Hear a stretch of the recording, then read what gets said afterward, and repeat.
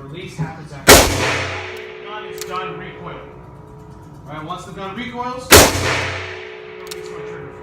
Very slowly. Okay, then I can take the hammer again. Now if you feel that you don't have leverage to cock the gun while it's back in here and cock it, you'll actually have more leverage coming back in. Your finger cannot go on the trigger.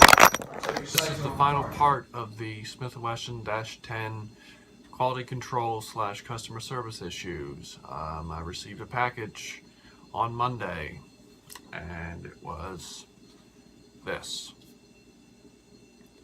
Finally got it back. Now, I will first talk about the quality of the repair, since, you know, that's to me the most important part.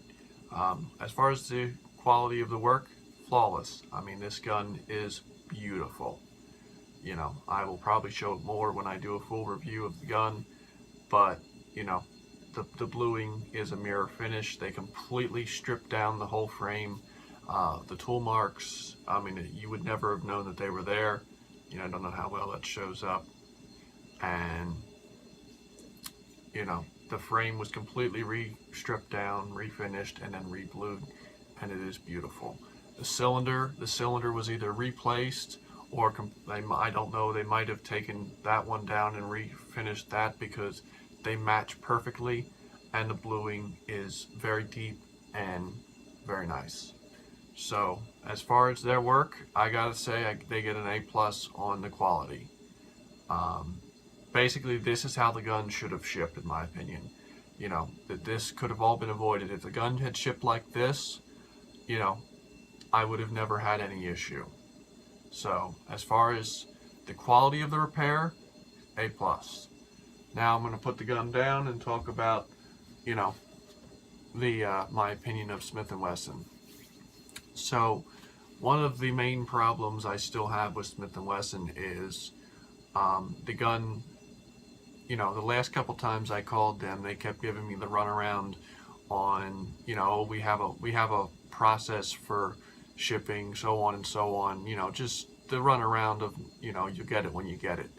The gun left the repair department January 30th and did not get shipped. I did not receive it until this Monday, which I believe was the 19th. So, and I think I said in a previous video that the one woman she was kind of snotty when she said to me that, oh, well, you know, it usually takes 4 to 5 days for a gun to leave our shipping department and be shipped out. And I'm like, well, that's great, because at the time I had called, it had been 15. And I guess she really didn't have a response to that.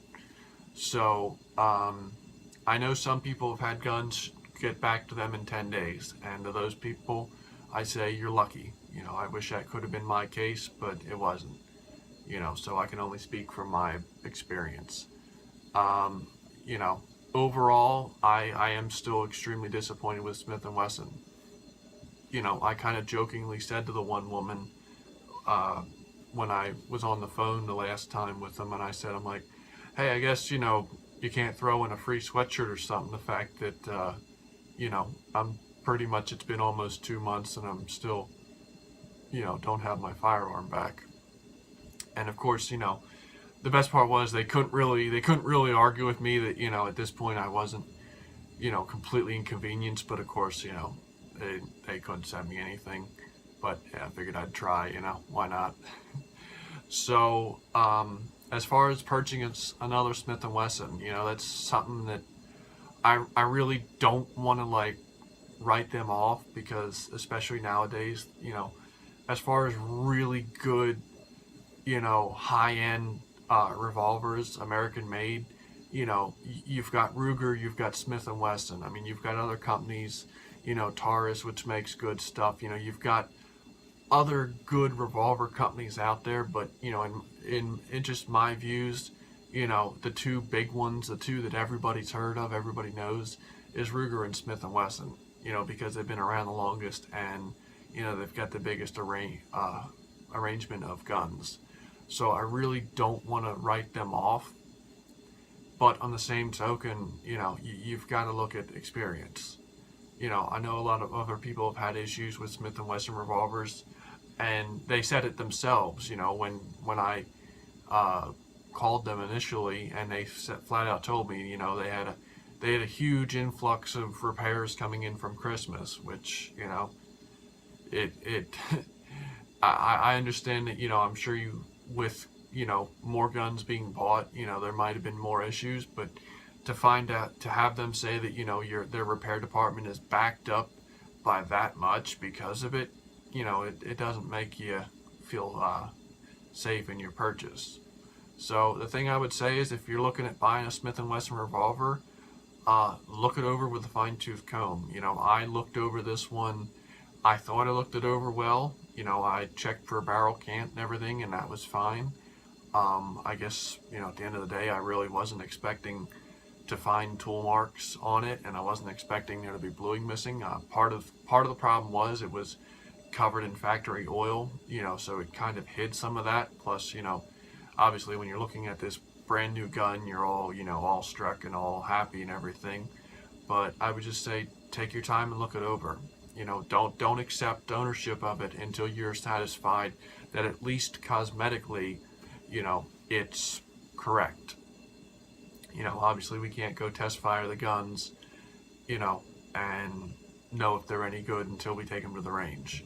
But as far as mechanically, I stand by what I said. I took it to the range and put almost 100 rounds through it, and mechanically it's beautiful. Mechanically it's flawless. The trigger is amazing. The lockup is great, and it functions flawlessly. So, this is kind of the final thing. I do hope to do a full review on the gun at some point, but, still very disappointed with Smith and Wesson, even though they did, repair the gun and it is flawless now. In my opinion, this should have never happened.